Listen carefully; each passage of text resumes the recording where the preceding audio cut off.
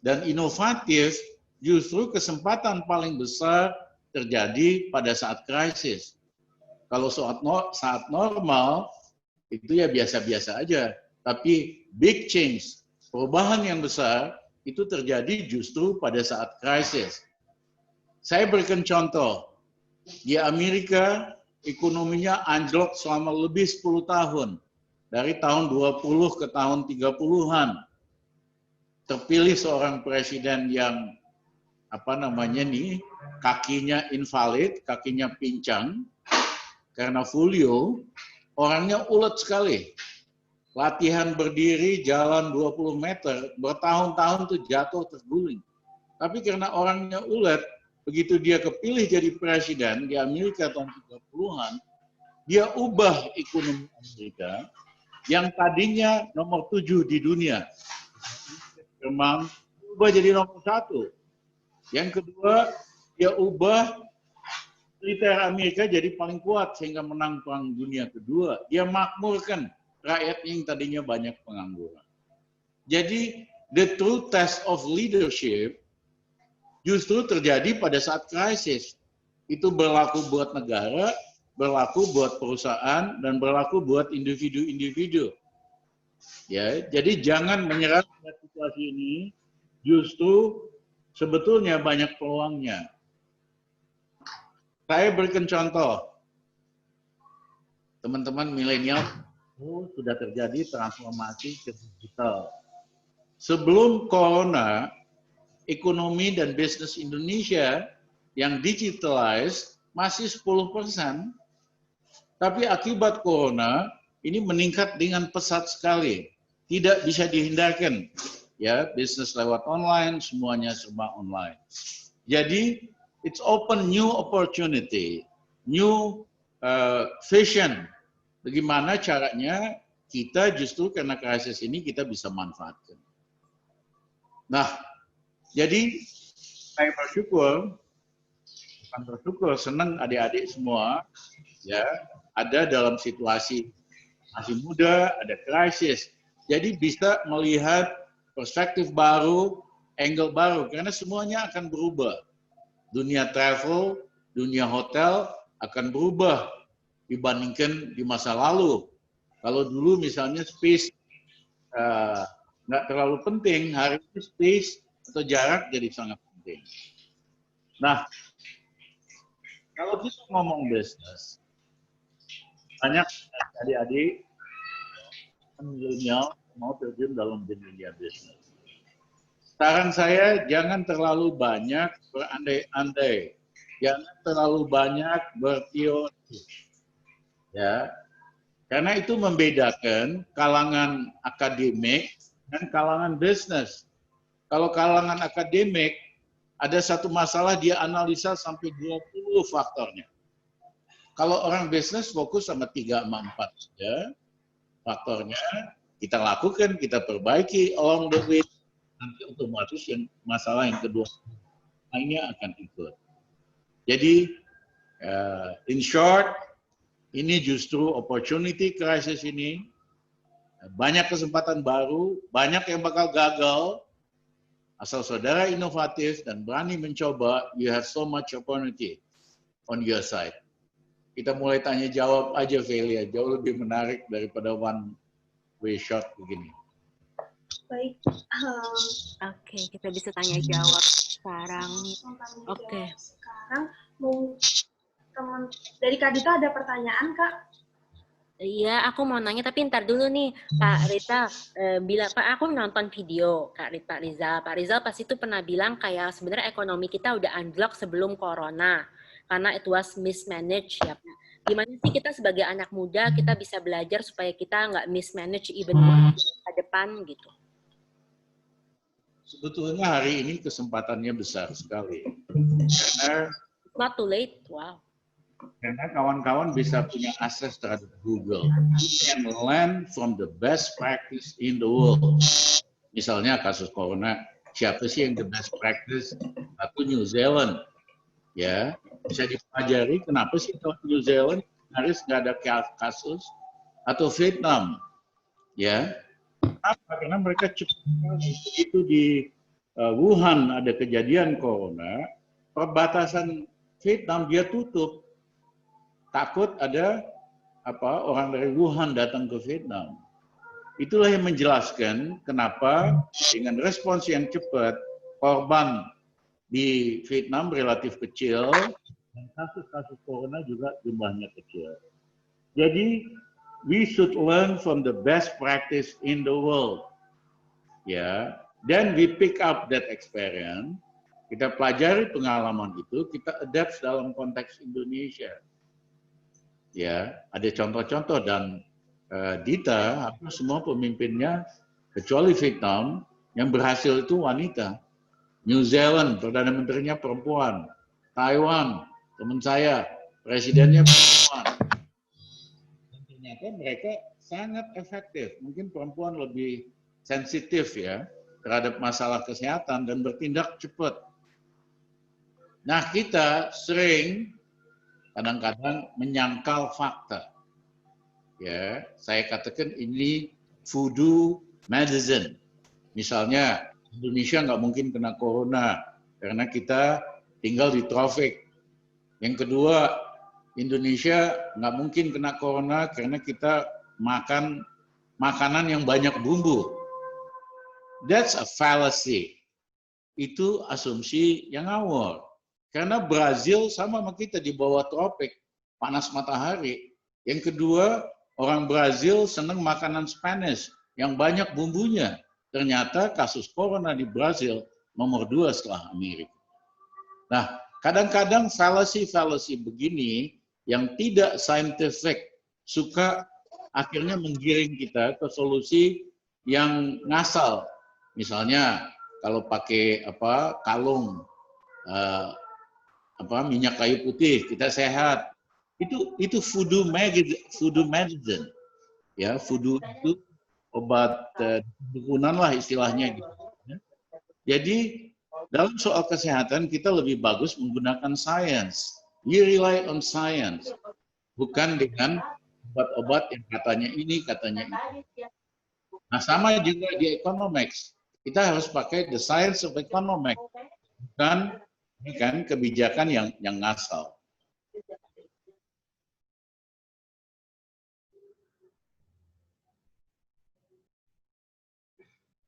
Yes. Terima kasih Bapak atas jawabannya. Ini ada pertanyaan dari Kak Nona. Halo Kak Nona. Halo. Halo. Kak Nona dari mana asalnya?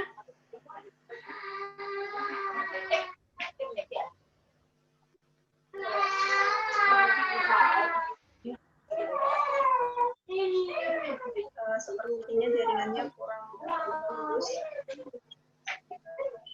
Ada pertanyaan lain?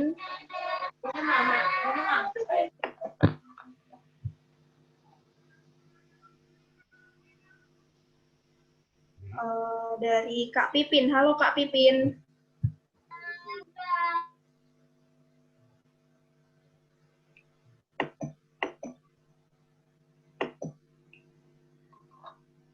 Halo Kak Pipin. Oke, belum siap juga. Sebentar Bapak. Sebenarnya pertanyaannya banyak sekali. Halo ya. Kak Pipin bisa langsung bertanya dengan Bapak, silahkan.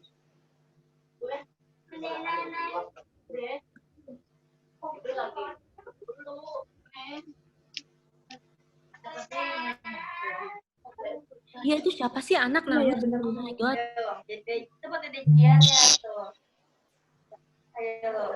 So oh my God. Maaf ya Pak, aku nggak tahu itu siapa tuh panelisnya yang agak bayi, suaranya nangis di background. Sudah. Baik. Mohon maaf teman-teman semua. Untuk teman-teman, sebelum dimulai sesi Q&A, saya akan membacakan satu pertanyaan dari Clara Sinta.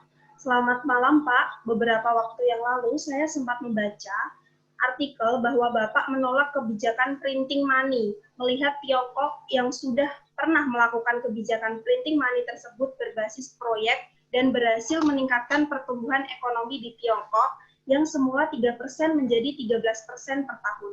Mengapa Indonesia tidak melakukan kebijakan yang sama, Pak, kalau bisa meningkatkan perekonomian, dan apa latar belakang Tiongkok sehingga mereka berhasil melakukan kebijakan tersebut? Baik, kepada Bapak Rizal Ramli.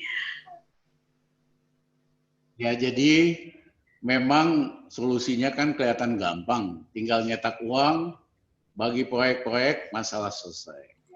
Tapi orang lupa, negara-negara yang bisa nyetak uang, satu hanya Amerika, karena dia negara super daya, adidaya, dia bisa cetak 2 triliun US dollar, masih banyak negara lain penduduk di seluruh dunia yang beli. Tapi negara-negara lain tidak mempunyai kekuatan itu. Begitu dia nyetak uang, menjadi sangat inflasi. Nah, yang kedua adalah negara-negara yang memiliki cadangan atau net open position besar sekali. Tiongkok, Cina memiliki cadangan devisa 3,2 triliun US dollar. Jepang punya hampir 3,3 triliun US dollar. Jerman juga sama. Jadi kalau mereka nyetak uang lebih banyak, nggak ada masalah. Misalnya tadinya peredaran uang hanya tumbuh 20%, dia mau naikin jadi 100%, nggak ada masalah, karena ada backingnya, yaitu cadangan devisa dan net open position. Kadang-kadang teman-teman yang ngomong gini nggak dijelaskan, seolah semua negara bisa nyetak uang. Nah, negara-negara lain yang tidak punya cadangan devisa yang besar, atau net open position yang negatif, seperti Indonesia, net open position kita itu hanya sekitar minus 300 juta dolar. Berbahaya sekali nyetak uang. Dan kita punya pengalaman 2 kali. Satu tahun 1965, Gubernur Bank Sentral waktu itu, zaman Bung Karno, namanya Yusuf Muda Dalam, dia cetak aja uang. Apa yang terjadi? Inflasi naik ke 1000%. Mata uang rupiah tidak ada harganya, nilainya. Sehingga akhirnya yang kena malah rakyat. Akhirnya rakyat marah banget, Bung Karno jatuh. Nah, yang kedua tahun 98, pada waktu krisis, itu bank-bank diras pada waktu itu. Gede diras, pemerintah nggak punya uang. Dia nyetak uang rupiah yang kayak plastik itu di Australia. Apa yang terjadi? Inflasi kemudian naik ke 68%. Rupiah anjlok nilainya, nilai tukarnya. Yang kedua, yang kepukul rakyat lagi. Karena harga kebutuhan dasar naik tinggi 68%. Akhirnya rakyat marah, Pak Harto juga jatuh. Nah, di Latin Amerika dan di Afrika, banyak sekali pemimpin-pemimpin di situ. Kalau ada masalah ekonomi, dia pikir caranya gampang aja. Dia cetak aja uang. Terjadi di Kolombia, terjadi di Venezuela, ya, di Zambia. Sehingga untuk membeli roti aja, orang mesti bawa uang 1 box sepatu. Jadi hati-hati menyarankan seperti itu.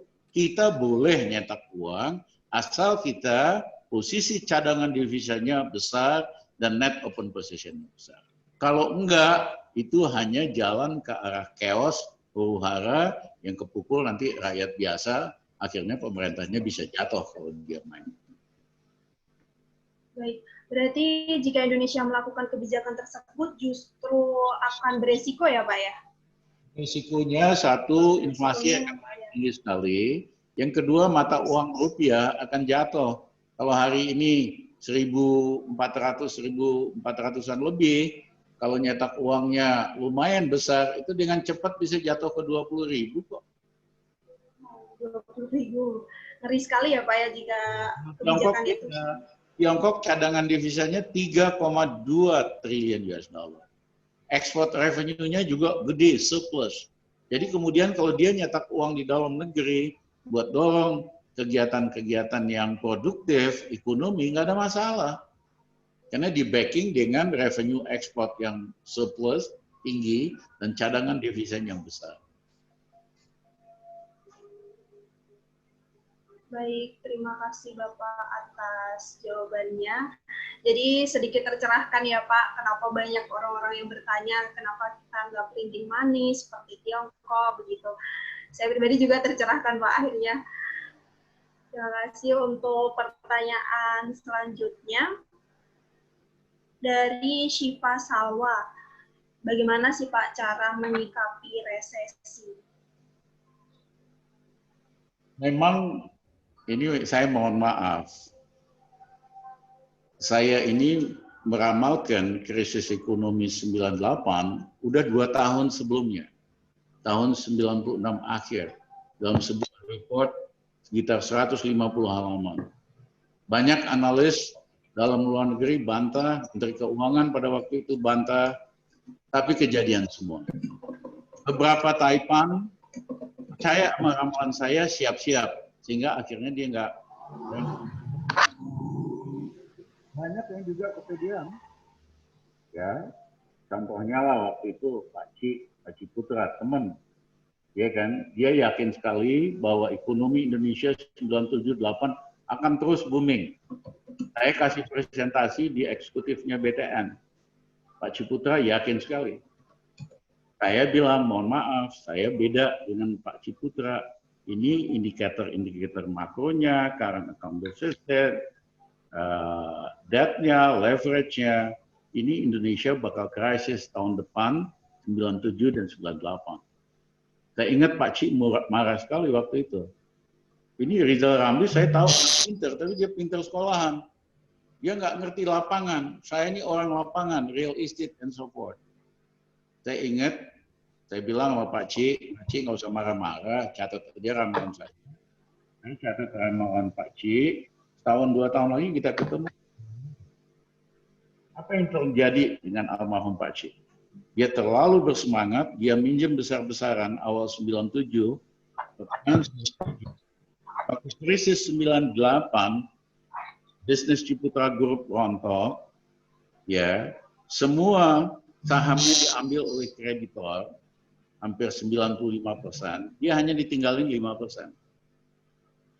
Pak Cik waktu itu berubah jadi bond against pendeta lah istilahnya bertahun-tahun. Ketemu saya, dia bilang, Pak Ramli, saya mohon maaf banget. Saya itu kepedean waktu itu. Saya memang ngerti real estate, ngerti micro perusahaan, tapi saya nggak ngerti makroeconomics. Ya, sehingga saya sampai jebol begini. Tapi dasar orang hoki, failure. Ya, kalau kamu hoki, itu lebih bagus dari pinter. Dia itu sebelum Vietnam naik ekonominya, dia udah beli banyak tanah di Vietnam, di Saigon, Ho Chi Minh City. Dia bangun seperti Pondok Indah dan lain-lain. Persis ekonomi Vietnam naik, di atas 10%, Ciputra Group di Vietnam itu raja properti. Akhirnya dia bisa beli sahamnya yang balik di Indonesia. Ya, terus saya punya teman juga, usaha bank gede banget, bank nomor 10 di Indonesia waktu itu. Dia bilang, Rizal, ada krisis, nggak ada masalah, kita banyak teman, kita banyak begini. Overconfidence. Begitu itu angin topan datang, ya apa yang terjadi? Banknya rontok, asetnya disita, dibayarkan ke BPPN, ya kan? Benar-benar hangus, jadi nobody dia. Jadi krisis 98 tuh banyak. Yang tadinya hebat-hebat hilang begitu aja. Tapi ada juga yang baru yang tumbuh dari kasus 98. Nah kembali ke tadi, saya kan ngeramalin bakal krisis ini udah 1,5 tahun yang lalu. Saya bukan ahli ramal, ya Velia. Saya nggak punya. Ya, yang saya lakukan, saya analisa data, bikin simulasi. Kalau begini apa, kalau begitu apa. Jadi dari simulasi itu ketahuan mana yang the best scenario, the worst scenario, dan sebagainya. Nah, 1,5 tahun yang lalu saya udah ramalkan bahwa ekonomi Indonesia ini merosot dan bakal merosot terus. Indikatornya macam-macam, primary balance, current account, terlalu teknis lah kalau saya jelaskan. Tapi banyak yang nggak percaya, pejabat pemerintah bantah-bantah saya. Saya sederhanakan, hati-hati nih ekonomi Indonesia udah lampu kuning. nanti pasti akan ada masalah besar. Ya, nah ternyata kan kejadian semua. Nah beberapa orang bisnis, teman yang ngerti kalau Rizal Ramli ngeramalin itu nggak asal ngeramalin, dia langsung siap-siap. Ya, sebelum krisis dia udah siap-siap. Artinya jual aset yang nggak terlalu diperlukan, stockpile cash, karena kalau waktu krisis nanti pasti aset price turun. Harga tanah, rumah, saham turun. Kesempatan buat beli. Tapi kamu harus lakukan sebelum krisis. Ya, saya nggak usah sebutin nama-namanya, beberapa orang terkenal hebat di Indonesia. Ya, belajar, ambil nasihat saya. Misalnya sebelum krisis ekonomi 2008, saya bilang kamu mesti ya raise money sekitar 300 juta dolar sebelum 2007, karena 2008 bakal krisis, mortgage crisis. Dia lakuin, habis itu pada saat krisis, harga aset turun, saham dia beli kemana-mana, he become suddenly one of the top businessman di Indonesia, dan sebagainya. Ya, nah sayangnya kan kita kalau udah kejadian baru kaget. Ini mohon maaf kita, karena orang kita itu paling seneng ngomongin apa yang terjadi hari ini. Kita kan nggak biasa ngomongin kira-kira masa datang 2 tahun lagi gimana, kira-kira 3 tahun lagi. Yang asik yang diomongin tuh hari ini. Ya, nah akibatnya bangsa kita jarang sekali ready when the typhoon came. Ketika topan datang, badai datang, kita kaget, baru kita siap-siap. In a way, it's late already. Tapi seperti saya katakan tadi, even in typhoon, in crisis, ada opportunity, tapi bukan di bidang yang biasa kita kuasain. Ya, hari inilah misalnya online business menjadi penting. Dulu sih oke, tapi nggak penting amat, menjadi sangat penting. Jadi penting juga kawan-kawan buat pelajaran di masa yang akan datang untuk satu, lihat sih siapa sih analis-analis yang forecast-nya itu almost kebanyakan benar dan ngaco. Kebanyakan benar, nggak ngaco maksud saya. Ya, biasanya analis itu punya angka, bukan hanya sinyalemen, begini, begitu, dan sebagainya. Dan gunakan itu sebagai guide untuk planning. Dulu berapa tahun yang lalu, saya Econik ngeluarin forecast tentang ekonomi Indonesia setiap tahun. Hampir semua perusahaan keuangan bank-bank besar di Indonesia atau asing pakai forecast kita untuk bikin planning tahunan. Ya, ekonomi gimana, sektor mana yang tumbuh dan naik. Ya, sayang kita udah nggak publish lagi.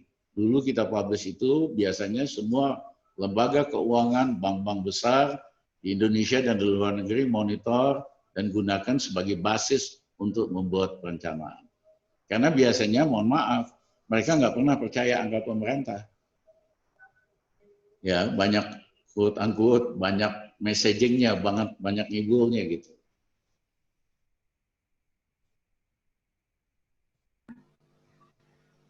Terima kasih Bapak atas jawabannya. Pak, tuh juga ada pertanyaan Pak, lucu sih ini. Ini mimpi nggak sih Pak, bagaimana cara supaya Indonesia bisa turut menjadi negara superpower seperti Amerika dan Cina? Itu mimpi aku juga loh, Ivan Otto, terima kasih udah nanya itu. Mimpi yang sangat-sangat besar gitu. Mungkin, kita kan sumber dayanya banyak. Karena Indonesia negara yang benar-benar paling kaya dari sumber daya alam, matahari, hujan. Ya, di Asia Tenggara ini tidak ada negara sekaya Indonesia. Unfortunately, we mismanage this. So it is always a lost opportunity. Saya sekitar 16 tahun yang lalu, kalau nggak salah, diminta sama PBB untuk bantu review rencana 20 tahun Vietnam. Ya, mereka lagi bikin rencana 20 tahunan. Kalau nggak salah tahun 2003 gitu. Ya. Nah, Saya bawa satu staf saya lulusan UI. Ya, Vietnam waktu itu masih Jakarta tahun 70-an, belum apa-apanya. Staf saya bilang, Pak, ngapain sih kita bantu-bantu Vietnam begini? Orangnya pendek-pendek, kucuk-kucuk, ya kan? Nah, saya bilang, kamu bisa ngomong gitu karena kamu nggak baca sejarah. Ini bangsa yang hebat sekali. Prancis lari tunggang langgang, digempur di pegunungan Dinh Dinh itu di Vietnam. Amerika lari tunggang langgang dari Ho Chi Minh City. Nunjukin bangsa ini bangsa yang ulet, bangsa yang ngerti organisasi. Ya, saya bilang yakin dalam 20 tahun dia akan ngalahkin kita. Waktu itu staf saya nggak percaya. But it happened. Dalam banyak hal, Vietnam sekarang ngalahkin kita. Pendidikannya nomor 7 paling baik di dunia. Kita nomor 70 aja belum masuk. Ya, dalam bidang kesehatan, dalam ekspor barang-barang elektronik, termasuk handphone yang kita pakai, kebanyakan itu Vietnam, dan sebagainya, dan sebagainya. Nah, kalau Vietnam aja bisa, kenapa kita nggak bisa? Wong kita lebih kaya dari Vietnam. Ya, 2 tahun yang lalu saya juga diminta oleh tim dari Austria, dari Swiss, supaya bantu pemerintah kasih review, kasih discussion sama pejabat-pejabat Korea Utara di Hanoi. Ya, kita brief dan saya yakinkan kalau mereka berubah orientasinya, maka Korea Utara dalam waktu kurang dari 15 tahun bisa ngejar Vietnam. Nah, Indonesia is a country full of potential, but poorly mismanaged, sehingga kita selalu kehilangan banyak opportunity. Ya, harusnya kita bisa jadi negara paling kuat, paling hebat di Asia Tenggara, bahkan mungkin the big boys lah di Asia ini. Ya, karena apa? Orang-orang Indonesia itu pintar-pintar. Ya, saya banyak gaul sama anak-anak Indonesia, ya kan? Kirimin anak-anak Indonesia sekolah di luar negeri cuman modal referensi saya kirimin anak-anak Indonesia sekolah S2 sampai S3 lebih dari 25 anak-anak ke luar negeri. Dan mereka rata-rata pintar begitu diberikan kesempatan. Nah, tapi begitu pulang mentalnya berubah lagi.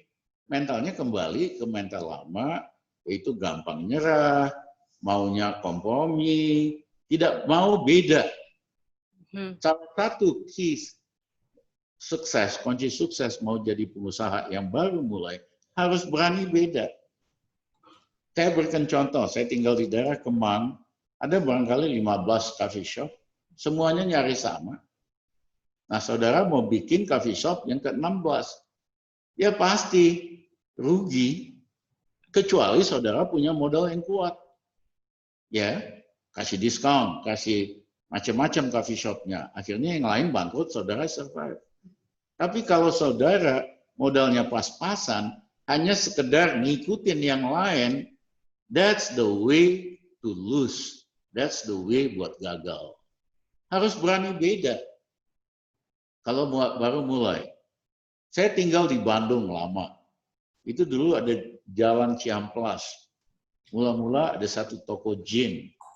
Habis itu ada yang niru, ada 10. Akhirnya sepanjang jalan isinya cuma toko gin. Akhirnya seluruh Ciamplas bangkrut. Karena nggak ada yang berani beda. Harusnya, let's say, jangan toko jeans, toko apa, macam-macam gitu. Jadi keberanian untuk beda membuka kemungkinan lebih besar dari sekedar nyontek ide orang lain. Ya, kecuali saudara modalnya besar. Kalau modalnya besar, kita bisa nyontek, skalanya kita tinggiin, kita berikan diskon, kita kasih prices, saudara bisa unggul. Tapi kalau modalnya pas-pasan, kalau mau mulai, harus berani beda. Ya, that's I think one of the key success kalau mau maju jadi pengusaha. Wow, good answer, bagus banget. Ini Pak, ada yang anonymous attendee, ini banyak pertanyaan Pak. Bapak bisa baca nggak? Mau pilih atau kita pilihin? Tapi ini ada anonymous attendee tadi aku baca. Oke nih, bagus sih pertanyaannya Pak, lumayan interesting. Pak mau nanya, Bapak kan dikenal banyak buat terobosan, tapi mengambil keputusan-keputusan yang dianggap nggak populer. Padahal untuk ngambil keputusan dari sisi ekonomi itu sangat kompleks, pasti dihadapkan di pilihan yang sama-sama sulit. Gimana cara Bapak memilih antara pilihan-pilihan sulit karena impact-nya ke seluruh Indonesia? Mulai dari yang miskin sampai orang kaya. Thanks. Saya kasih contoh. Kenapa saya suka terobosan? Jujur aja karena saya dari SD senang sekali matematika. Ya, matematika kan untuk menyelesaikan satu masalah ada pilihan 12 langkah. Ya. Tapi saya selalu coba pakai langkah yang lebih pendek. Kalau 12 harusnya 12, saya bisa 8. Kalau harusnya 8 langkah, kita bisa 4 gitu. Jadi mindset-nya udah dilatih sejak muda, not to think like the usual guy. Karena usual answer itu pasti 8 langkah untuk dapat solusinya. Is there any way we can solve mathematical problem dengan hanya 5-4 langkah? Lama-lama mindset saya berbeda. Nah, saya berikan contoh waktu saya Menko tahun 2000. Bank BII itu diras. Bank BII itu dulu milik Sinarmas, diserahkan sama BPPN karena krisis, milik negara. Nah, diras karena Sinarmasnya punya masalah, nggak bisa bayar bond berapa belas juta dolar di luar negeri, sehingga orang yang ngerti ini pada kabur semua dari Bank BII. Bank BII ini besarnya 9 kali dari Bank Century. Nah, waktu itu saya mikir, saya diberikan rekomendasi oleh Bank Dunia, IMF, jalan satu-satunya adalah di bail out Bank BII, ya sekitar 4,5 triliun, atau ditutup 5 triliun. Saya nggak suka pakai uang negara buat nyelamatin BII. Saya harus cari langkah yang tidak biasa. Akhirnya 1 minggu, saya panggil Wakil Direktur Bank Indonesia, Profesor Anwar Nasution. Saya panggil di Bank Mandiri, Pak Edi Nelu. Saya bilang, Pak, caranya begini, hari Senin Bank Mandiri ambil over dulu Bank BII. Tapi tidak boleh ada $1 transaksi. Ya, saya hanya buat memberikan payung confidence, supaya masyarakat confidence. Karena di atas Bank BII ada Bank Mandiri yang besar dan rakyat percaya. Akhirnya kita umumkan, saya hanya butuh waktu 3 bulan. Saya ganti manajemennya BII, ya. Saya bilang kumpulin semua nasabah bahwa tidak mungkin ini bank collapse, bangkrut, karena di atasnya ada Bank Mandiri yang besar dan ada negara. Direksinya saya ganti, saya bilang kamu punya waktu 3 bulan untuk narik kembali dana nasabah yang kabur. Ya, kalau kamu nggak bisa, kamu harus mundurkan diri, karena saya pun harus mundurkan diri. Apa yang terjadi? Dalam waktu 10 minggu, uang itu balik lagi, confidence. Habis itu, kami minta Pak Edi Nelu umumkan perkawinan antara Mandiri BII dibatalin. Karena bank ininya udah sehat, bank BII-nya. Nah, itu pertama kali dalam sejarah Indonesia nyelamatin bank tanpa uang negara. Dan saya sering sekali PLN, ya, tahun 2000 datang sama saya, Pak, mohon maaf modal kita sudah negatif, kita sudah bangkrut, minus 9 triliun. Jadi gimana caranya? Caranya negara suntik kita, Pak, bantu kita. Saya bilang enak aja kamu, begitu minjem seenak-enaknya, begitu nggak bayar kasih sama negara. Saya setuju, tapi kamu semua direksi mundurin diri. Nggak ada yang ngundurin diri.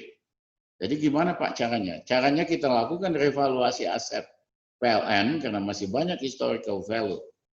Kita lakukan aset PLN naik dari 50 triliun ke 200 sekian triliun. Selisihnya saya masukin modal dari minus 9 triliun naik 104 triliun. Sisanya kita masukin modal kerja. Saya nyelamatin PLN tanpa uang negara seperak pun. Nah, yang kedua adalah banyak proyek PLN itu KKN. ya sama keluarganya yang kuasa lah. Tapi dia atur di kontraknya tarif listriknya itu 9 sampai 12 sen. Padahal pada waktu itu di seluruh Asia tarif listrik hanya 3 sen.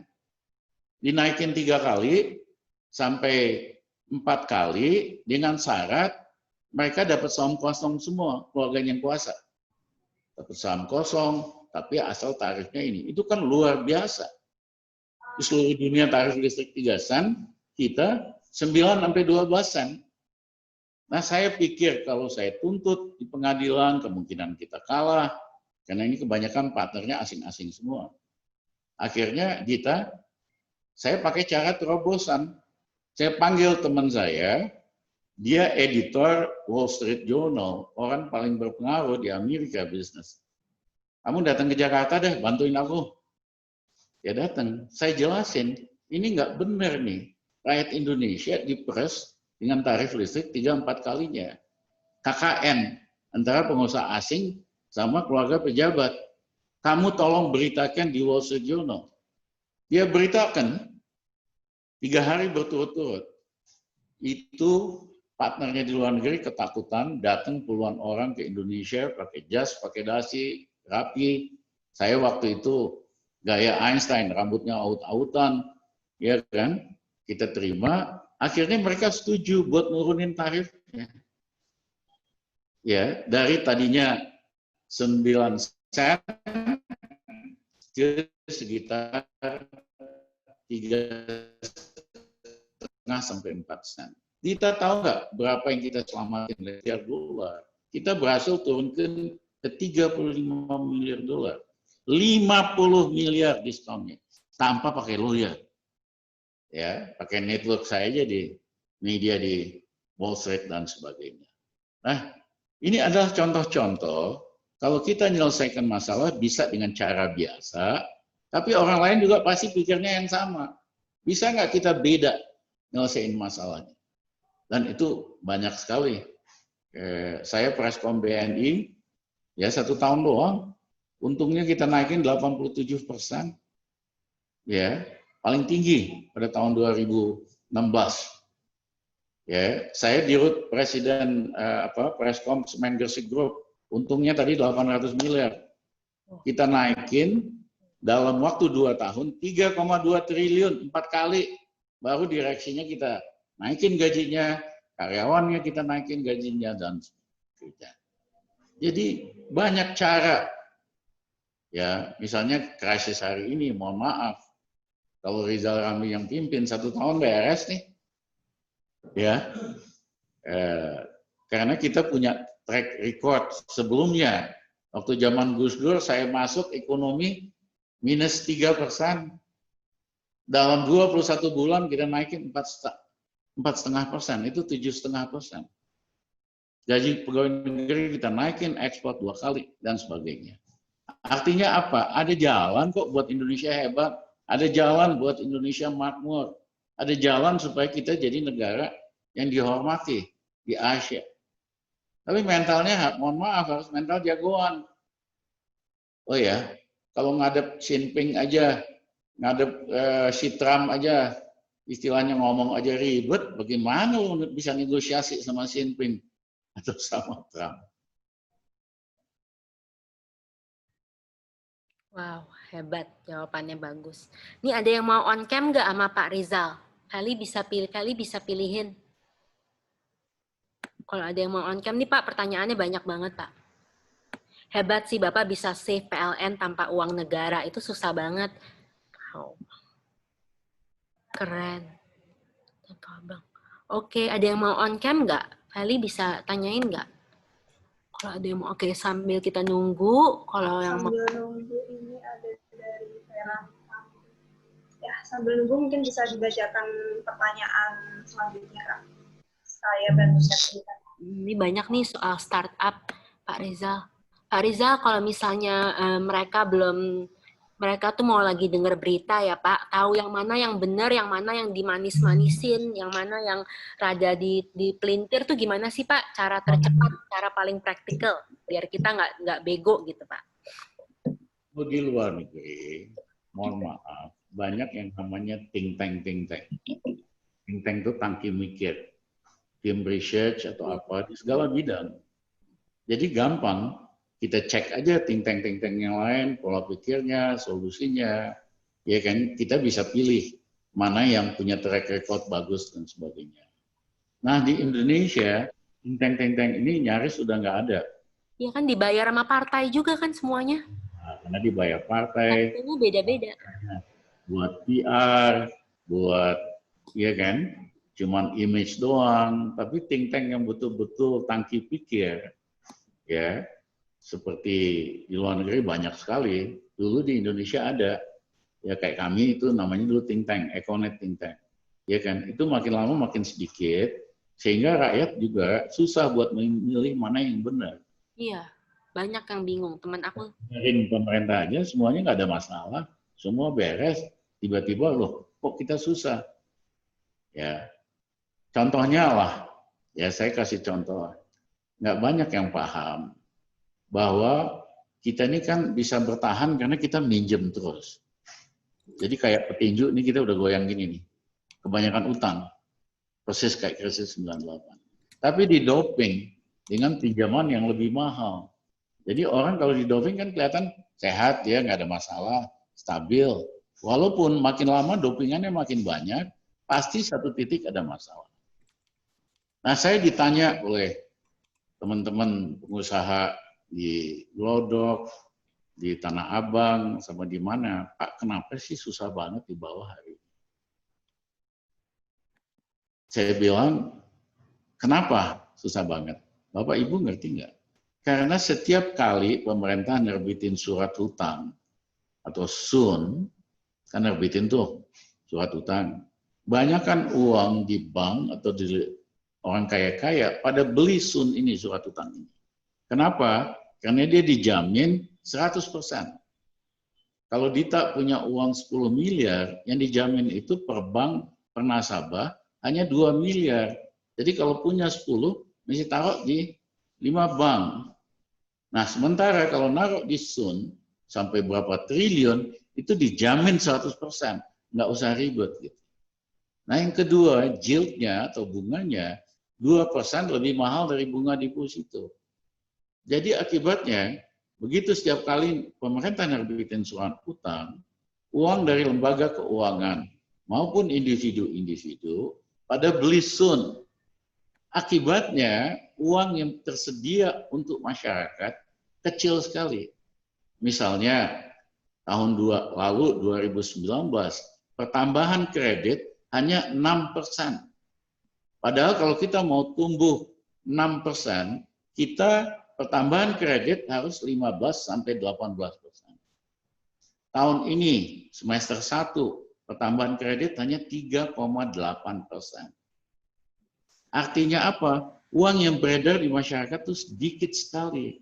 Itu yang mengakibatkan daya beli rontok, orang juga mau beli atau belanja nyaris nggak ada. Ya, jadi kalau kita mau tumbuh 6%, 7%, pertambahan kredit itu juga harus 18-20%. Nah, kebanyakan nggak banyak yang ngerti ini. Tapi mereka ngerti rumusnya. Di ekonomi diajarin, ya, apa sih itu? Monetary base, money M1 itu M0, monetary base tambah deposit, tambah cash, macam-macam. Cuman ngerti rumusnya, tapi the logic behind it nggak nangkep. Nah, cuman rakyat biasa yang nggak ngerti apa-apa, tahu-tahu kok nggak ada lagi yang belanja, kok daya beli hancur. Ya, dia nggak ngerti bahwa ini disedot setiap kali penerbitan surat hutang. Wah, oke, keren. Pak, boleh lanjut pertanyaan satu lagi, Pak? Nih, kita nanya dari anonymous attendee ya Pak, aku tanya ini di Q&A section. Malam Pak, tanpa merendahkan atau apapun, saya ingin bertanya kenapa Bapak waktu itu menolak reklamasi Ahok? Jujur aku juga penasaran Pak, ini yang nanya ini. Ini pinter sekali yang nanya ini. Aku penasaran juga sih. Saya tuh sama Ahok sekali. Kenapa? Sehabis dia jadi bupati di Belitung, dia kepengen maju jadi calon gubernur independen di Jakarta. Dia nyari saya, almarhum istri saya waktu itu, Xiaofeng, Chinese Indonesian, ya kan? Dia lewat Xiaofeng, pengen ketemu saya. Terus bilang, Mas Rizal, saya mau maju jadi gubernur independen. Saya nggak dikenal di Jakarta, tolong bantuin. Jadi saya ajaklah Ahok buat bicara di gereja, di tempat pertemuan, di Jakarta Utara, Jakarta Barat. Tapi pada waktu itu suaranya nggak cukup. Akhirnya, ya kan, dia diajak sama Hashim untuk dampingin Jokowi untuk jadi calon wakil gubernur. Nah, begitu kasus reklamasi, itu kan ramai sekali. Setiap hari Ahok ditimpa soal reklamasi. Nah, saya niatnya mau bantuin. Saya ambil nih kasus reklamasi. Ya, tapi untuk itu saya perlu moratorium dulu supaya kita pelajarin dulu mana yang positif, mana yang negatif. Nah, saya ingat waktu itu, saya Ahok jemput Jokowi pulang dari Jepang. Pak Jokowi bertanya, Pak Ahok, masih terus diserang soal reklamasi. Wah, Pak Presiden udah tenang, semua udah diambil alih Pak Ramli. Iya kan? Orang juga tahu kalau misalnya saya yang ambil isu, orang nggak berani-berani timbe-timbe kita gitu. Nah, dari beberapa pulau itu, saya yang sangat keberatan Pulau G. Kenapa? Karena satu, di dekat itu ada power station yang gede, ya kan? Yang kalau dibikin lagi pulau di situ, air pendinginnya menjadi sedikit. Suhunya naik, harus diturunkan. Dan kalau nggak hati-hati bisa meledak. Saya nggak mau di kemudian hari meledak, ya gara-gara ada power station yang gede, pulau ini dipaksakan terlalu nempel ke daratan. Harusnya perlu itu. Nah yang kedua, di bawah Pulau G itu ada 2 pipa gas. Di seluruh dunia, kalau ada pipa gas atau pipa BBM di bawah laut, itu mesti clean and clear sekitar hampir 500 meter atau saya lupa 1.500 meter. Nah ini ditabrak karena pulau ini menjadi dekat dengan 2 pipa gas ini. Kalau nanti terjadi sesuatu, rakyat biasa yang kena. Nah yang ketiga, nelayan pada protes.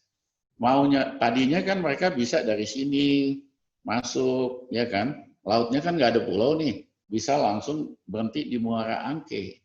Gara-gara ada pulau ini, mereka mesti muter dulu, keliling, nambah biaya, dan sebagainya. Nah, dari segi saya, Pulau G inilah yang paling harus tidak boleh diizinkan. Ya, yang lainnya kita review. Nah, yang kedua adalah di mana-mana reklamasi itu kita masalah biasa. Singapura, di Eropa, tapi yang punya negara. Pulau hasil reklamasi, ya kan, bahwa penggunaannya kerjasama sama swasta nggak ada masalah, tapi ownership-nya itu harus negara. Nah seperti biasalah keganggu gara-gara reklamasi itu, beberapa orang saya nggak usah sebutin namanya, pada lobby lah supaya Rizal Ramli dipecat, gitu aja repot gitu. That's true. Wow. Ini udah ada yang mau on cam belum, Feli? Bagus sih itu jawabannya. Ini sudah ada Dita, saya mau tambahin sedikit soal Ahok. Dia kan dulu suka datang ke kantor. Iya, aku fans beratnya dia loh, Pak. Aduh, aku nangis baca bukunya, Pak, yang dia di penjara. Sedih banget. Jadi dia suka datang dulu Jokowi pertama kali waktu jadi gubernur datang sama saya.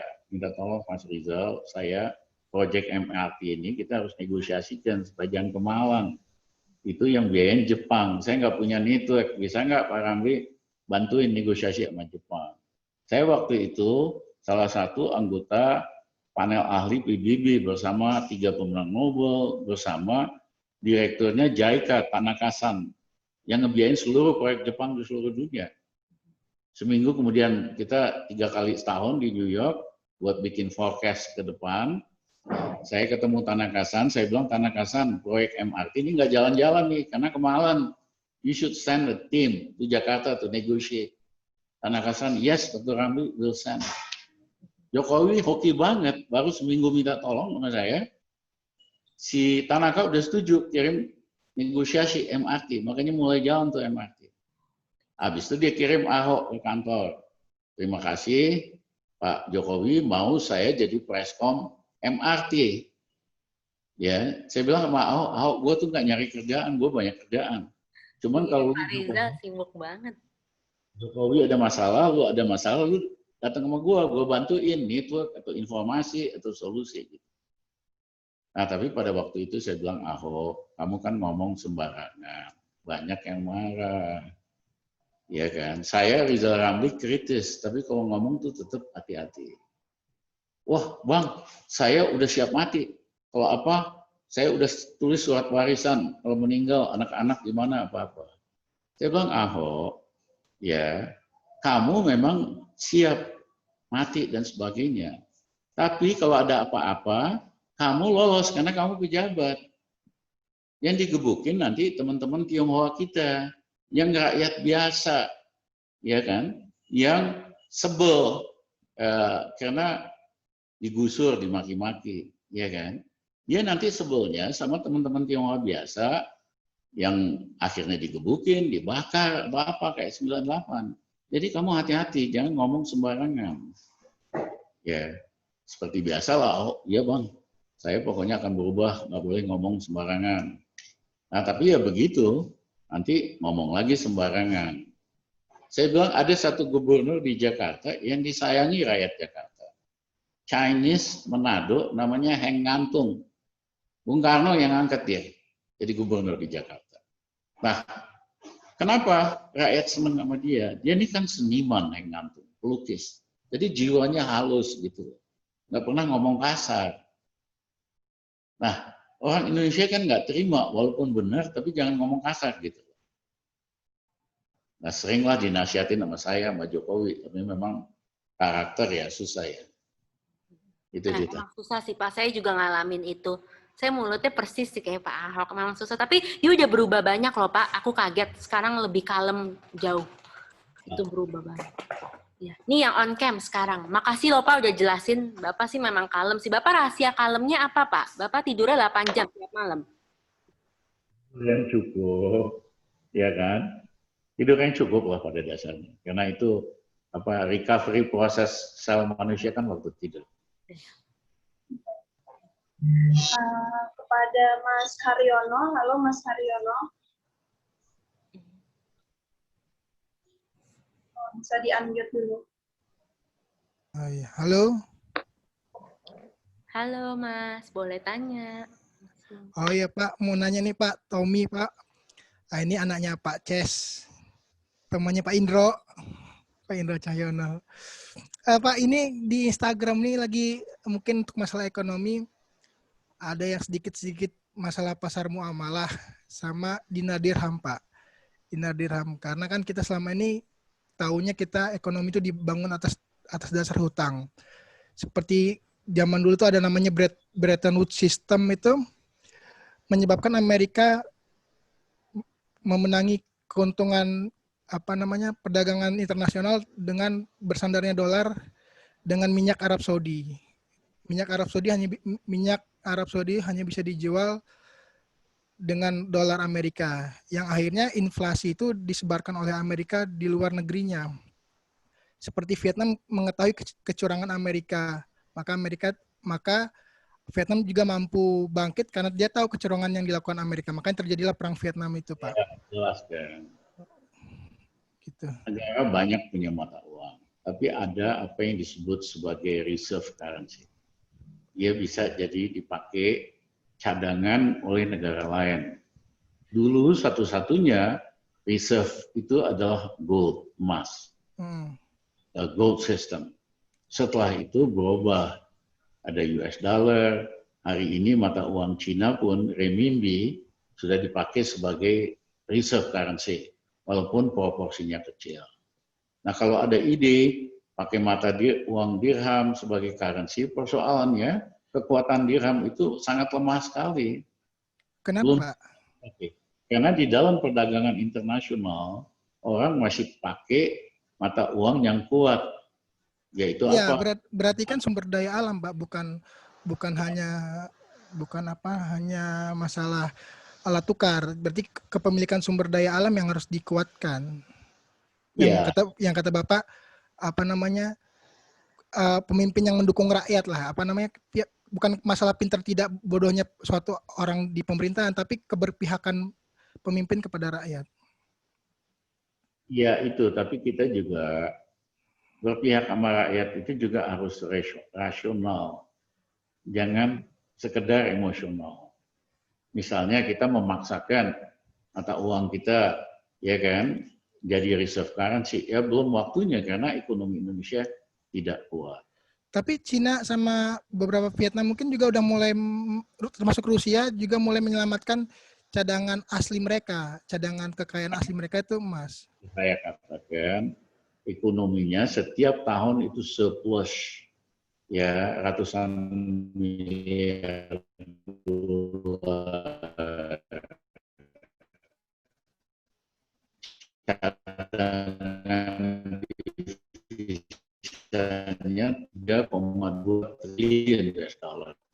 Terus dia juga jumlah ekonomi kita, ya termasuk cadangan devisanya, reserve-nya, baru kita bisa mempengaruhi internasional.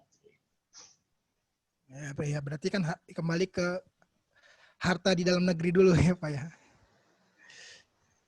Ya mungkin itu cukup.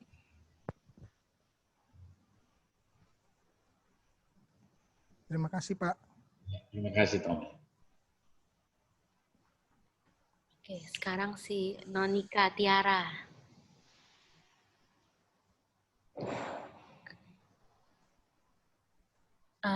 Boleh tuh nyalain Monika Tiara Astu unmute. Tunggu bentar Pak, ada yang mau nanya lagi nih. Dia nggak unmute ya? Oke. Halo, selamat malam. Ya, hai Nonika. Ya, Mbak Dita, halo. Selamat malam. Malam. Udah ya? Ya, Selamat boleh. malam Pak Rizal. Malam, Monika. Ini saya mau menanyakan untuk lapangannya ya Pak ya. Kebetulan saya kan ada sektor usaha di bidang fashion. Nah ini ada kebetulan itu ada dari pihak asing yang ingin bekerja sama gitu dengan saya gitu Pak. Apakah ada tips untuk negosiasi untuk jangka panjang gitu Pak? Kebetulan sektor usaha saya fashion Pak. Dan yang untuk diekspor itu masker, kebetulan.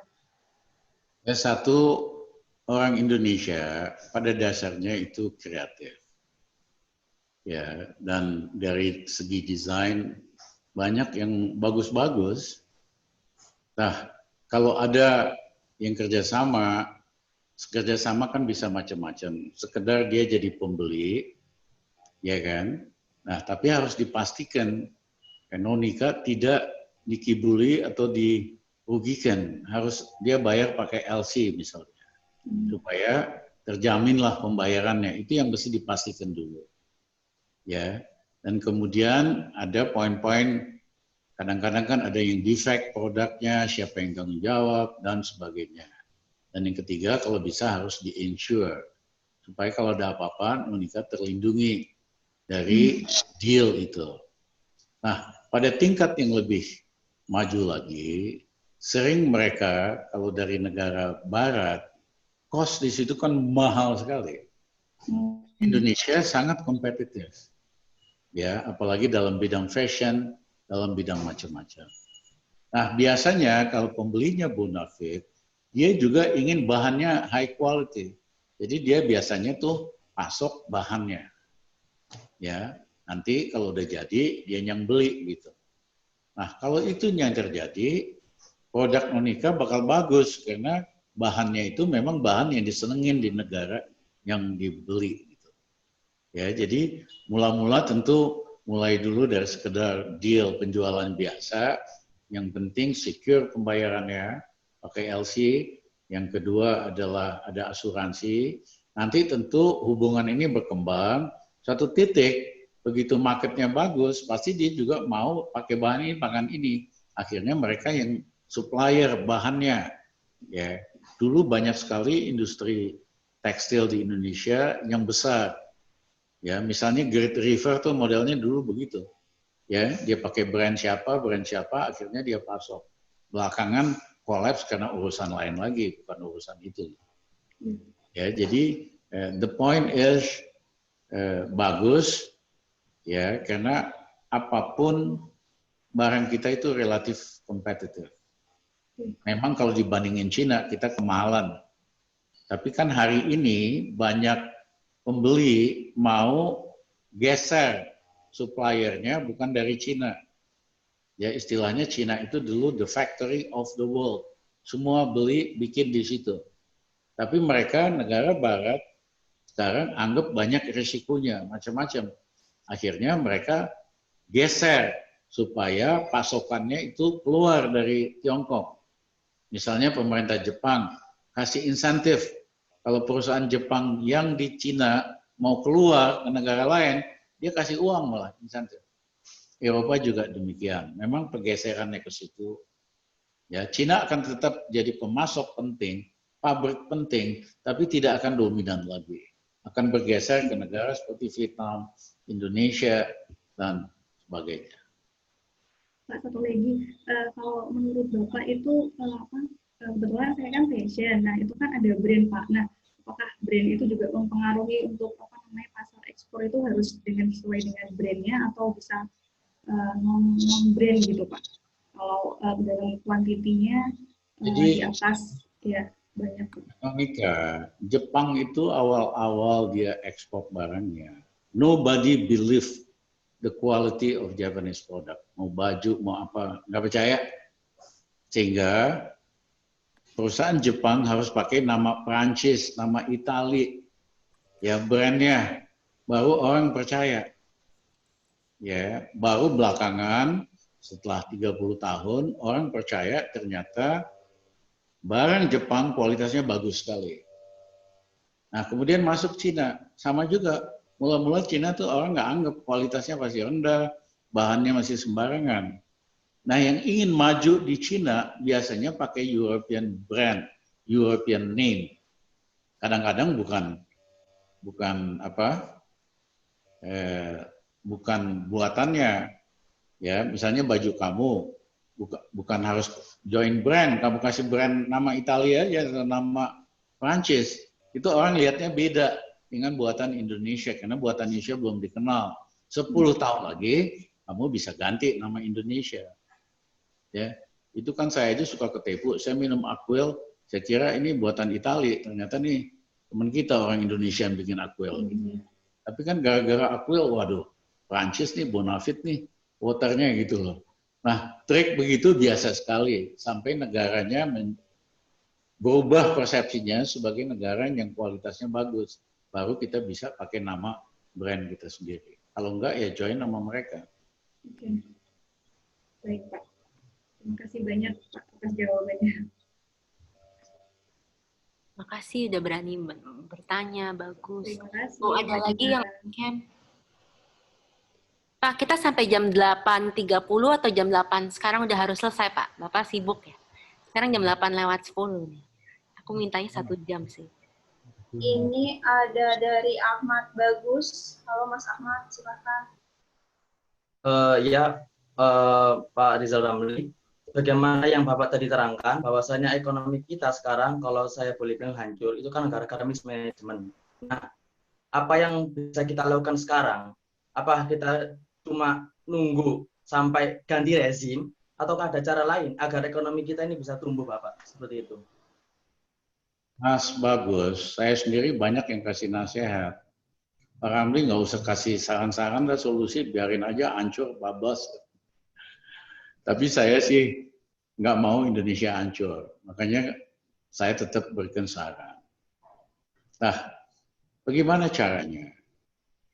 Caranya itu kita harus pompa daya beli yang golongan menengah bawah.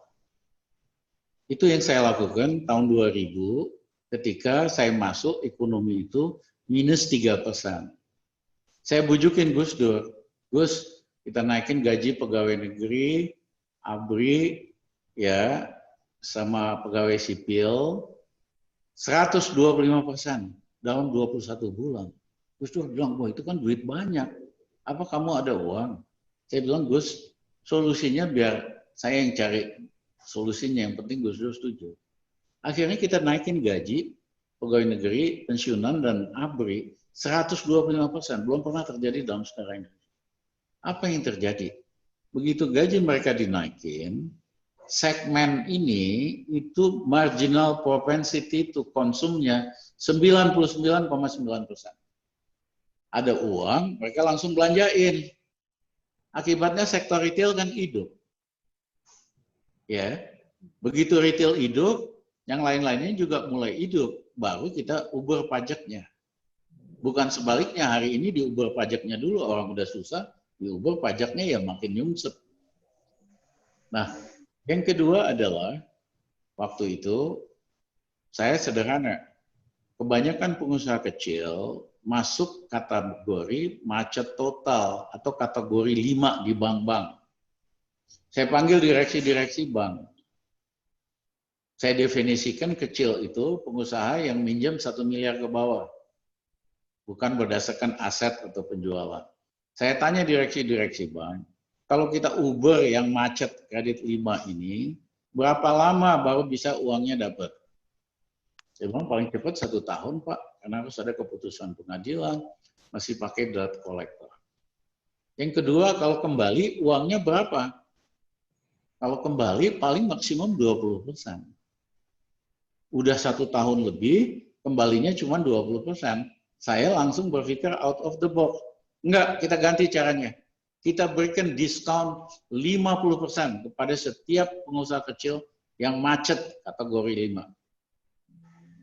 Tapi sifatnya 500 jutanya mereka harus bayar in cash tunai dalam waktu 3 bulan.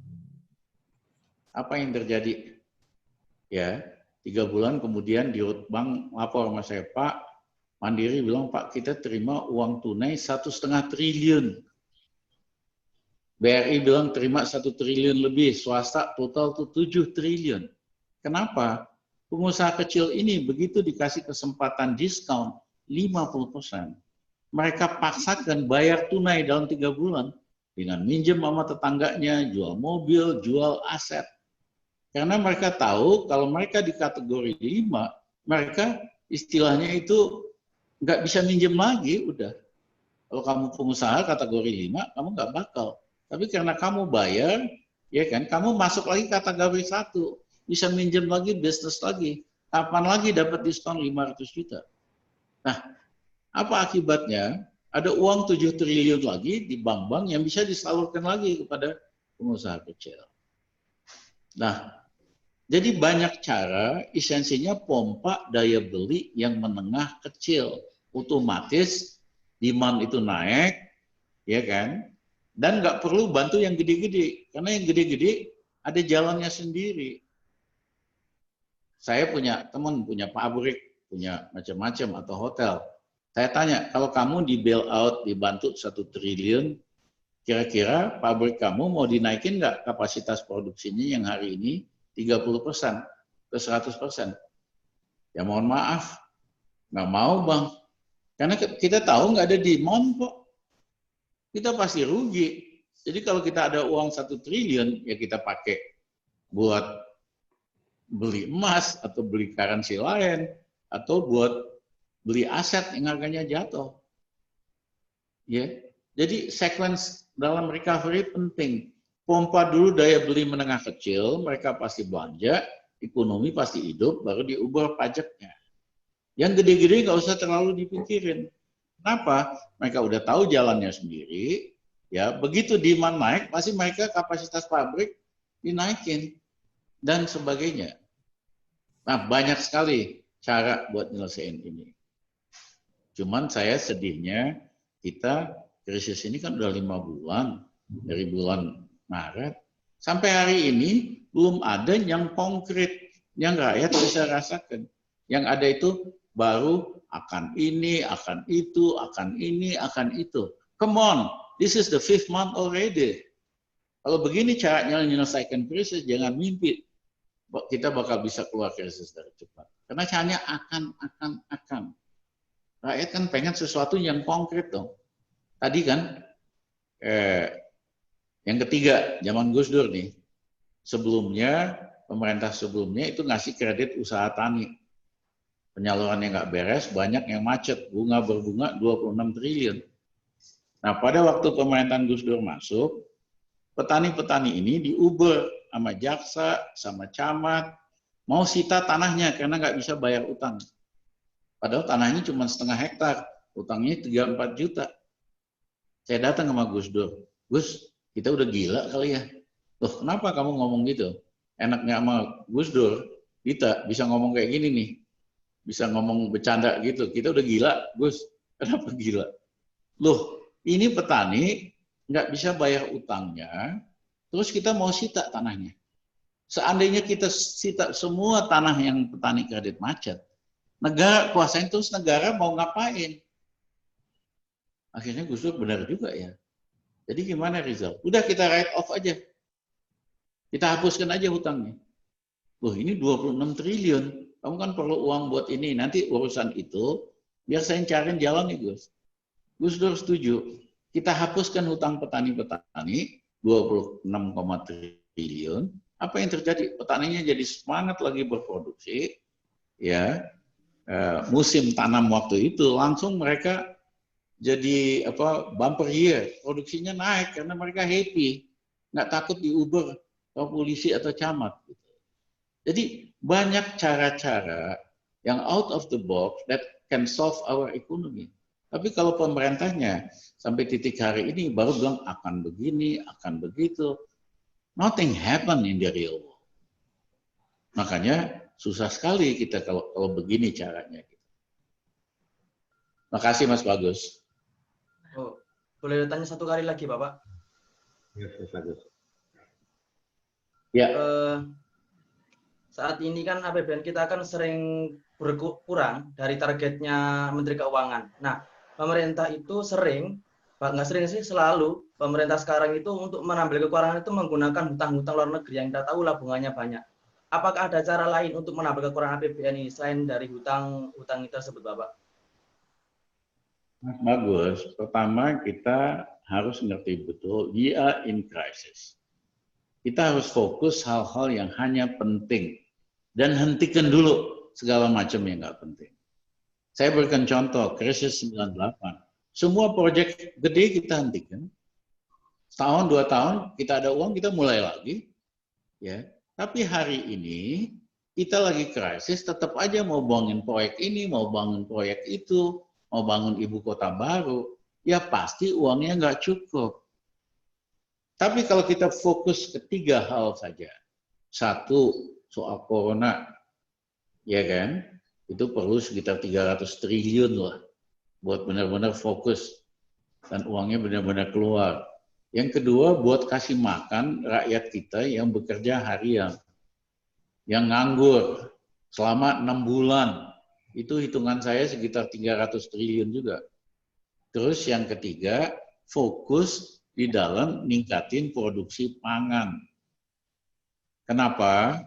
Pangan itu sayur-sayuran, itu kan 2 bulan cuma. Jagung hanya 3 bulan, padi 4 bulan, kedelai hanya sekian bulan.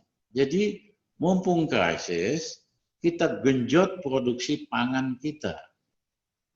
Ya, karena hari ini Vietnam ekspornya dikurangi, Thailand ekspornya dikurangi, ya bisa-bisa nanti kita kesulitan pangan. Jadi kita genjot produksi pangan.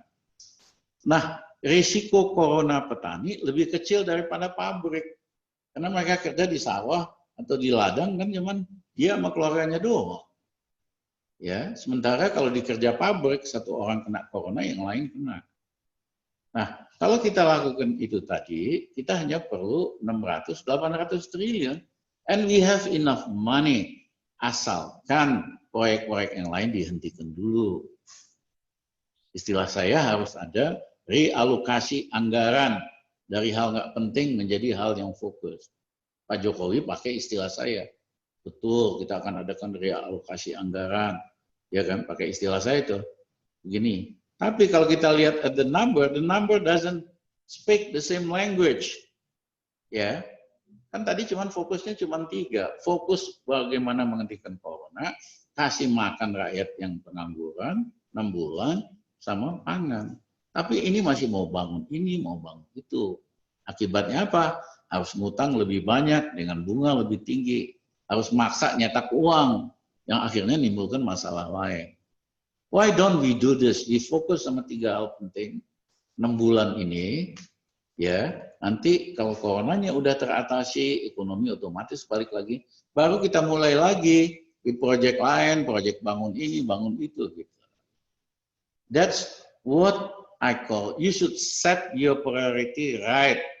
Sama aja sama ekonomi rumah tangga. Lagi susah, berhenti dulu beli hal-hal yang nggak penting. Ya kan? Jangan beli tas atau beli apalah apa. Tunggu dulu aja. Ya kan? Focus on the basic need within 6 months. Nanti kalau udah normal, you can plan any other thing. Nah, this priority is not clear. Bisa lihat kan? Masih bilang mau bangun ini, bangun itu, dan sebagainya. Terima kasih Bapak atas kesempatannya. Bagus. The test of leadership always in crisis. In normal time, you don't need a leader. You just need a general manager. But in crisis, you need a leader to sharpen the focus, to prioritize what are needed and important. Terima kasih Bapak atas penjelasannya. Makasih sekali. Oke, ini Pak, Papa mau udahan atau masih boleh 1 pertanyaan, Pak? Ini udah mau 8.30, kasihan Bapak capek loh. Cukup kali atau ada yang penting banget? Nggak apa-apa, Pak. Udah, ntar boleh tanya di Twitter. Atau enggak, ntar aku coba tanya teman aku yang pernah kerja buat Pak Rizal. Siapa tahu dia bisa bantu jawabin kan. Iya, dia orang ekonomi expert. Oke, Pak. Makasih banget. Makasih yang udah tanya. Pak, boleh closing nggak 1-2 kata buat anak sekarang yang lagi ketakutan, krisis, takut nggak kerjaannya dipecat atau nggak dapat lagi, atau bisnisnya harus tutup. In a way, saya ngiri sama teman-teman milenial. Karena zaman dulu kita mau pelajari sesuatu, nyari bukunya aja susah. Ya, atau cari untuk dapat pengetahuan dari orang lebih hebat, lebih pintar. It's not that easy. You have to make an appointment dan segala macam. Today, you can learn anything just by searching at Google, Talk seperti Zoom ini. You have so many opportunity to learn new things, new method, and know the best practice in the world. Apa sih teknik atau fashion apa sih yang paling bagus, yang caranya paling efisien? You can learn just by Googling, by internet.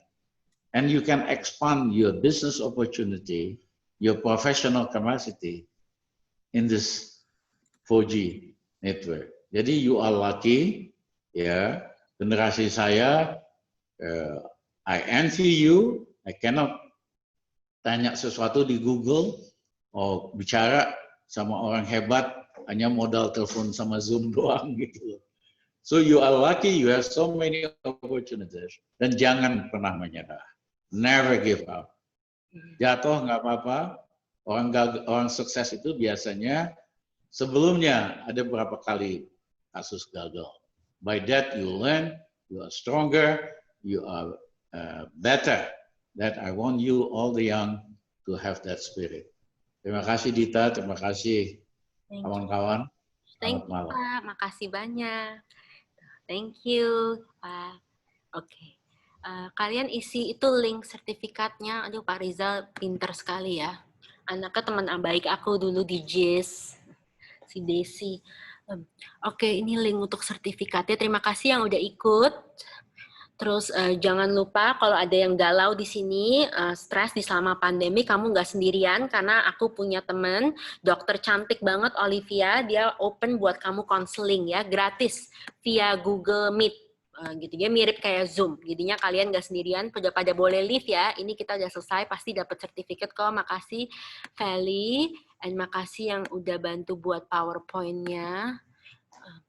Terus kita mau tunjukin ini juga. Ikut ya, besok ada Lala Timothy, keren banget. Jadi walaupun kamu nggak suka film, harus ikut kelas Lala Timothy, karena kamu belajar bahwa kita harus stop menghayal dan kita harus do something.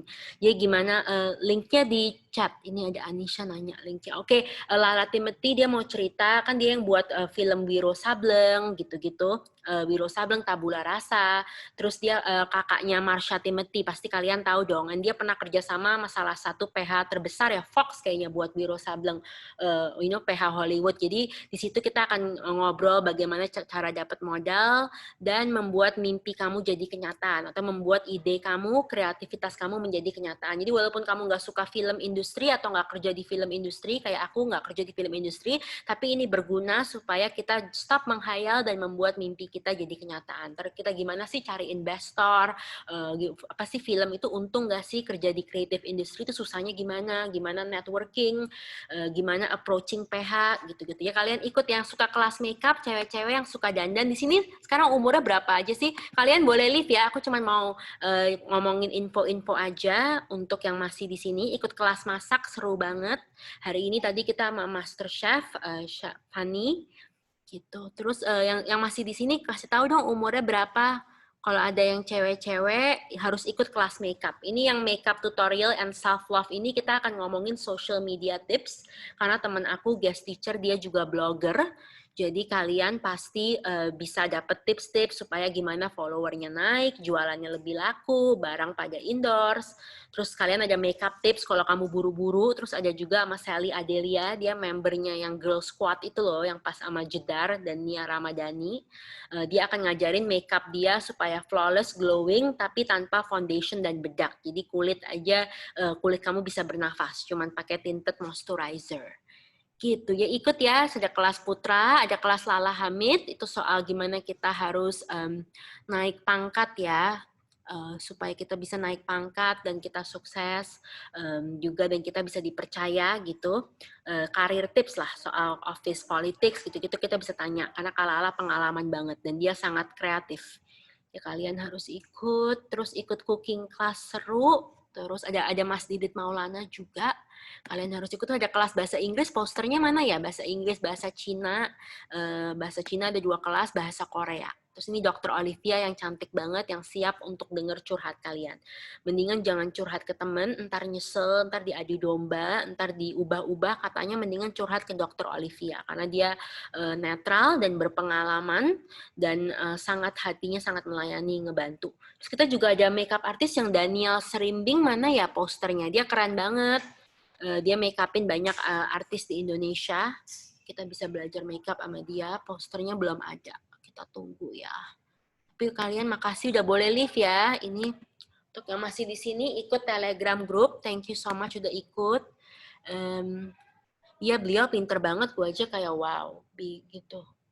Beliau pinter banget, tapi aduh, aku kalau tapi dia kepinteran kali ya, makanya buat dia gampang ngelihat ke Google dan tahu yang mana yang benar atau yang salah.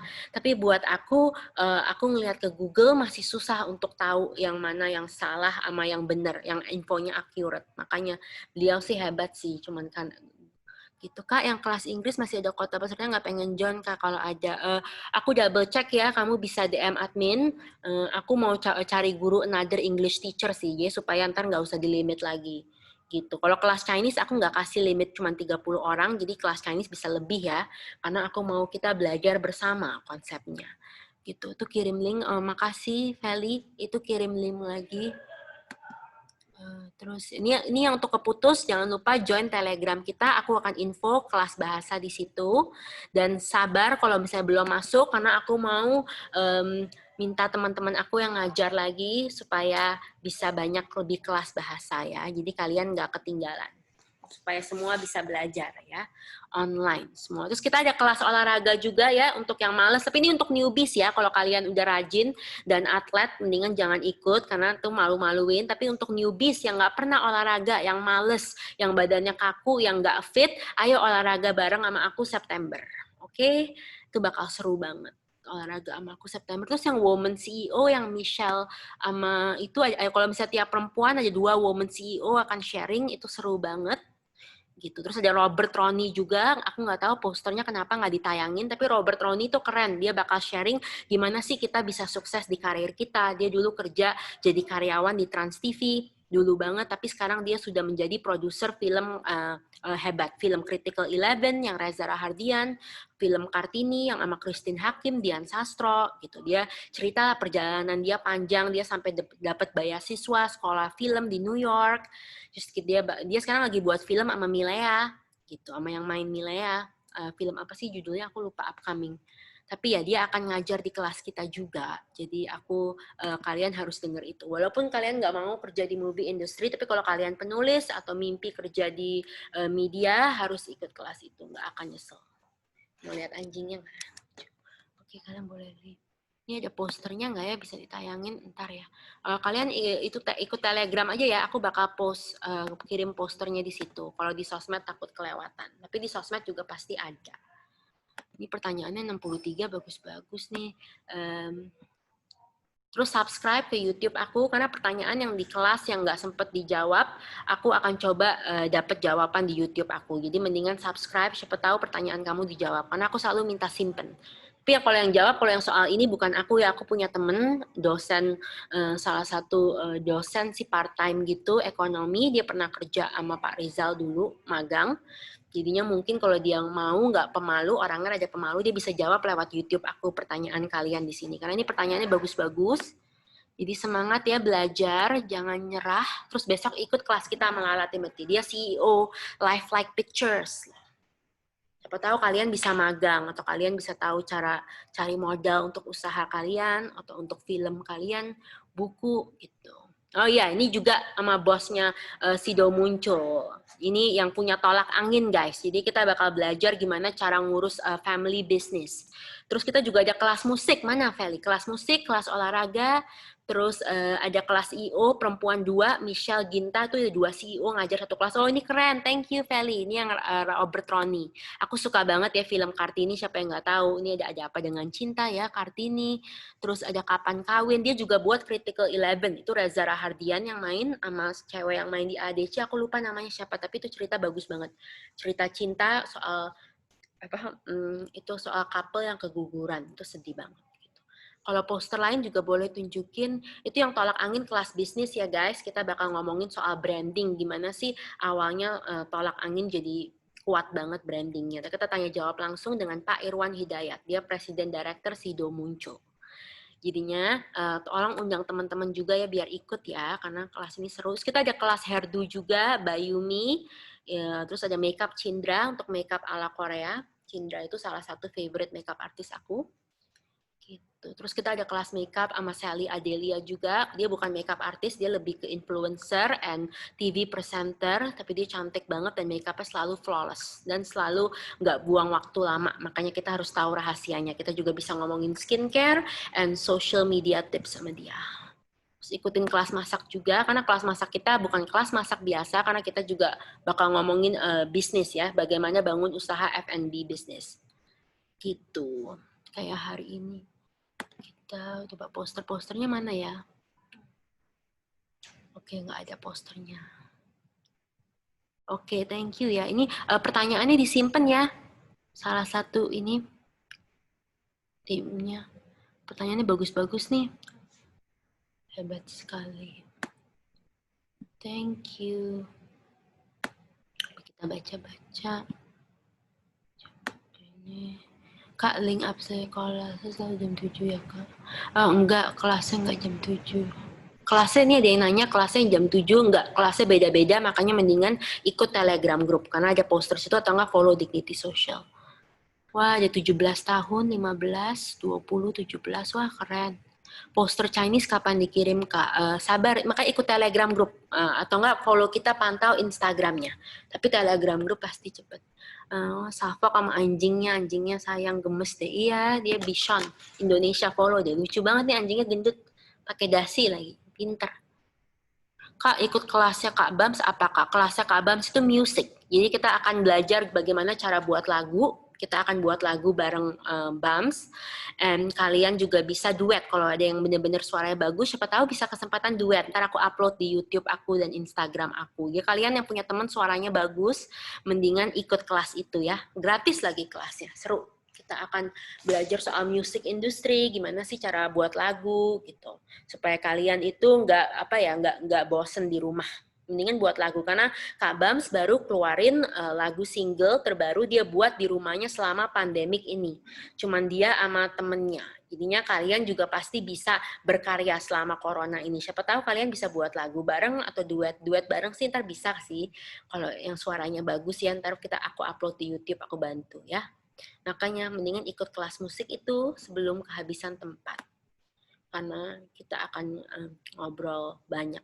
Dan I think kelas Kak Bams Music is the only class yang aku akan upload di YouTube full.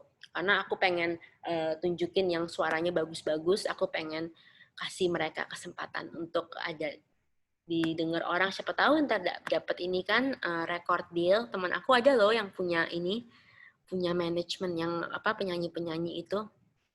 Siapa tahu ya, who knows, hidup kita nggak bisa tebak kan. Rezeki kan selalu nggak bisa ditebak. Jadi, terima kasih semua. Aku lagi baca pertanyaan. Gitu, bacakan pertanyaan ini. Bagus-bagus sih pertanyaannya. Ntar tolong disimpan ya, Feli. Thank you so much. Ini pertanyaannya bagus-bagus. Keren. 17 tahun. Di sini ada yang lebih dari 30 tahun nggak? Nggak ada ya. Di sini wah muda-muda. Kak, ada English course lagi? Ada dong pasti. English course sabar ya. Kalau kalian nggak dapet, terus pantau terus. Kita mau open. Di masa pandemi membantu sekali. Oh, 19 tahun masih muda-muda tuh di sini. Oke. Oke, kalian juga kalau mau jadi part of the team of educator, kita akan ada kelas how to be a moderator. Tapi kalau kalian manja-manja, jangan dulu, mendingan jadi murid aja. Karena tim educator mereka udah harus punya mindset dan kerja yang keras, yang profesional. Gitu. Tapi kalau ada yang mau merasa udah nggak leha-leha, terus orangnya konsentrasi dan kerja cepat dan mau kerja keras, bisa. Kalian bisa kita bisa jadi tim educator, jadi hitungnya magang. Oke, Kak, adain yang psikolog itu dong, kelas sama psikolog. Oh iya, ada dong, kelas aku yang anti galau, itu ntar aku mau undang teman aku jadi guest speaker-nya sih toward the end, gitu. Kelas anti galau, ada kok, ntar teman aku jadi psikolog juga. Tapi ya anti galau itu ngomongin soal depression dan stres. Kak, ada rencana bikin kelas membuat CV nggak? Iya, aku mau buat lagi ya. Oke, thank you so much semua. Terima kasih udah ikut kelas ini. Jangan lupa ikut grupnya dan ajakin teman-teman kamu ikut kelas. Ada olahraga, musik, bisnis, ekonomi, dan semuanya. Ini pertanyaannya disimpan ya. Makasih ya semua udah ikut. Stay strong dan jangan boros dan kita nggak boleh manja. Kita harus kerja keras. Thank you. Kita ini aku mau kalian dari isi itunya ya, absennya ya, isi. Thank you.